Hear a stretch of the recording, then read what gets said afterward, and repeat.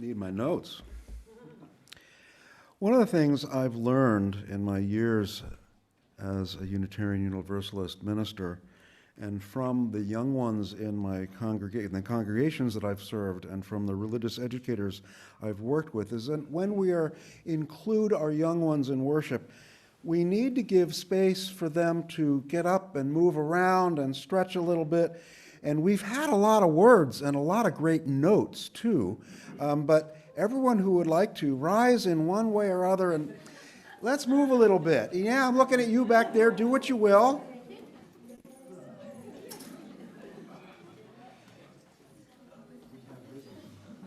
And as usual, everyone's moving around except the young ones. But that's okay. That's okay. That's okay.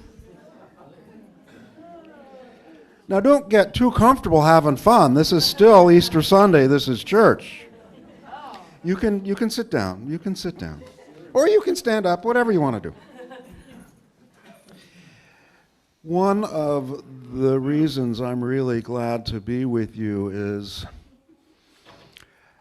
when I served in a capital city congregation, I felt that I had to put on more of a show than I was comfortable doing. I'm not a trained actor. I'm a person who wrestles with some of the same things you are wrestling with. And one of the things as a Unitarian Universalist minister I wrestle with is, what the heck am I going to say on Easter Sunday? It's a really hard holiday for us. Many of us, yeah. Take care. It's okay. Many of us see Jesus as a wonderful teacher, but not many of us believe that he died and came back to life. So if we're literal about it, we don't understand the holiday. We don't quite go there. Now, I'm saying that in general. There may be some of you who say, yes, I believe that Jesus is resurrected. Wonderful. But I don't.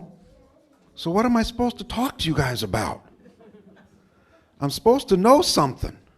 I put on the suit and tie like I normally don't because I wanted to appear like a good minister on Easter Sunday.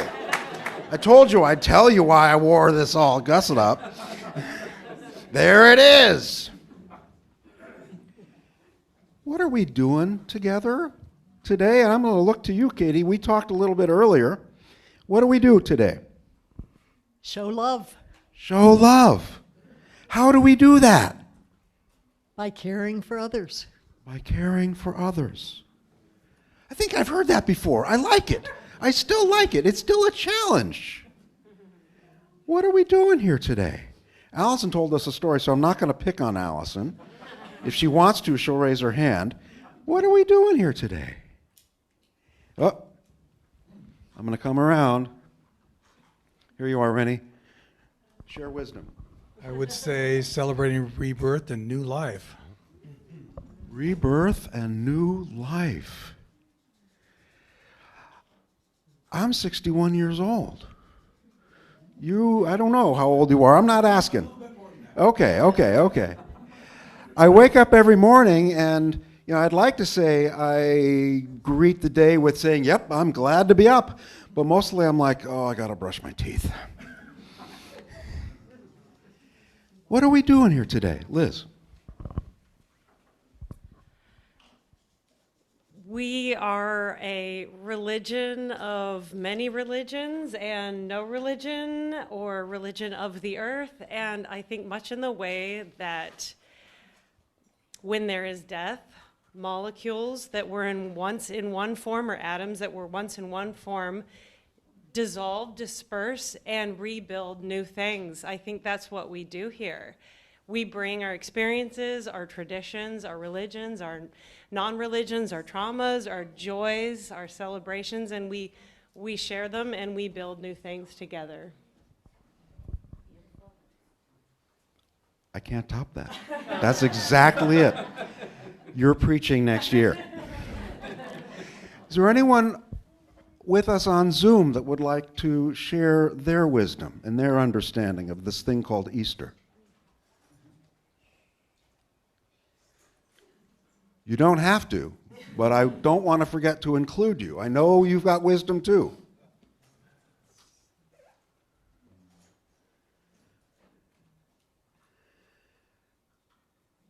One of the reasons that I was going to say this when I set up this bit is that one of the reasons I have a hard time understanding Easter may have to do with how many peeps I ate as a kid.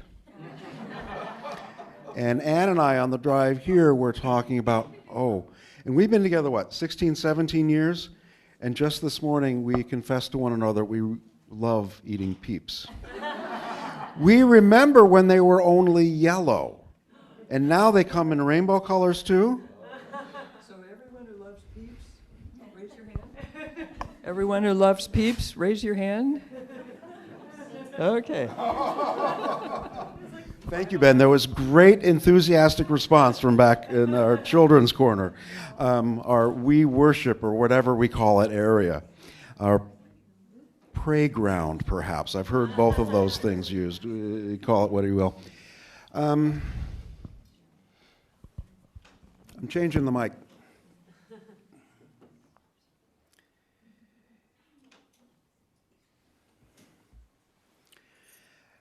And Anne, I'm going to tell a story you gave me permission to tell 2 years ago. And you can stop me right now. Okay. Because this involves our extended family. And it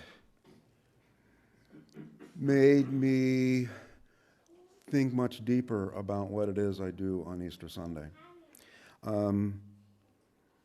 2 years ago in Anne's extended family, there were 2 surprising, awful deaths. The son and daughter of Anne's half-brother, Milton, one took his life shortly after Valentine's Day. And they live in the UK. And the memorial service was going to be in one city. The family lived several hours away. What was the name of the young man who died? Your brother, your Ashley. Thank you. I could not remember this morning. Ashley took his life just after Valentine's Day. He was engaged to a wonderful woman. We think that Ashley had been reevaluating his sexual preferences, and that was something that was not going to play well in his immediate family. His sister's name? Debbie. If I'm remembering correctly, and Ann will correct me, had fallen and injured her leg. I think it was her knee. A couple weeks before Ashley's memorial service. On the ride, she sat in back and kept her leg elevated. But and they arrived in this town of the memorial service, London, a couple of days early. Her leg was hurting more and more, so she went to urgent care. They hauled her in overnight, and the next morning realized that they needed to do surgery on her leg. The surgery happened during the time of Ashley's memorial service. Debbie died during the procedure. She threw a clot. So the family, Milton and his wife Grace, memorialized their son, and after the service during the reception learned of their daughter's death. How do you go on after something like that? They haven't been the same since, and who can blame them? But that helped me understand something a colleague had written once, Scott Taylor, who wrote our words of chalice lighting. And he said this: spring and Easter don't preach the same sermon. Spring promises the inevitability of relief. The cold will end on its own and the flowers will naturally bloom. Easter tells us that wholeness won't come without work. Spring says, sit still and watch the dirt transform into beauty. Oh, like we've got right there. Easter says, get busy and make friends with the dry earth. Dig in and don't be afraid of blistering your hands. The pain, sorrow, and bloodied soil is not redeemed by the seeds. It is the seed. Don't run away from the pain. Don't wait it out.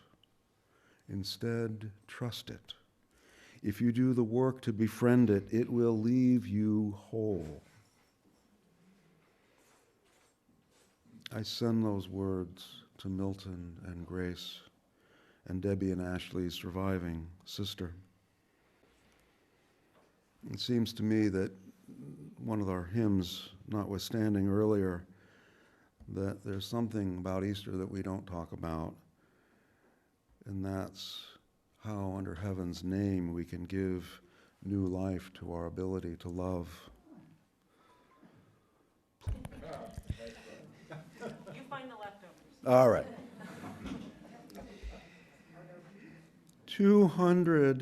103 years ago, this coming June, the Unitarian Reverend Norbert F. Čapek, minister of our congregation in Prague,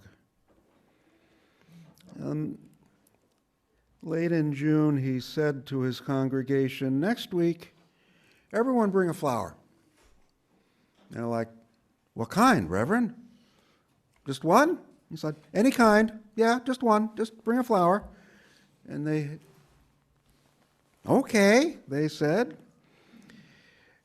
And the following Sunday, June 23rd, if I have it correct, people brought a flower, and he asked them to come forward and put it in vases in front of where he preached.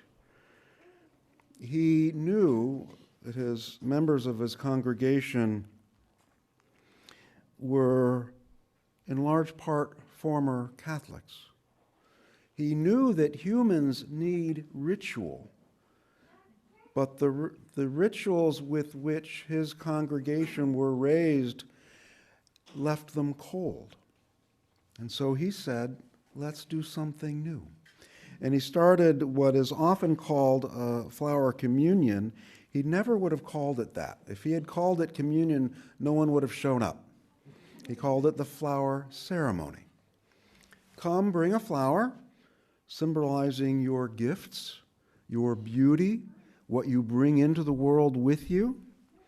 And then come forward at the end of the service and take a flower different from the one you brought. And you probably wouldn't know who brought the flower that you will take home, symbolizing we don't always know from whom we receive, which is kind of what happens in life every day. So if it's all right with you, I will read his prayer to consecrate these flowers that you have brought. And if you didn't, don't worry about it. There's enough for everyone. And then, while Lindley plays, come forward and take one that speaks to you. Let the beauty that's here go out in the chairs while we're still here. And then take it home. Let it grace your mantle or your car dash or your kitchen, whatever works. Translated from the Czech. Infinite Spirit of life, we ask thy blessings on these, thy messengers of fellowship and love. May they remind us amid diversities of knowledge and gifts to be one in desire and affection and devotion to thy holy will. May they remind us also of the value of comradeship, of doing and sharing alike. May we cherish friendship as one of thy most precious gifts. May we not let awareness of another's talents discourage us or sully our relationship, but may we realize that whatever we can do, great or small, the efforts of all of us are needed to do thy work in this world. Please come forward and let the flowers, the beauty, the color that is so abundant here inspire you to continue the work of the world. Please come forward.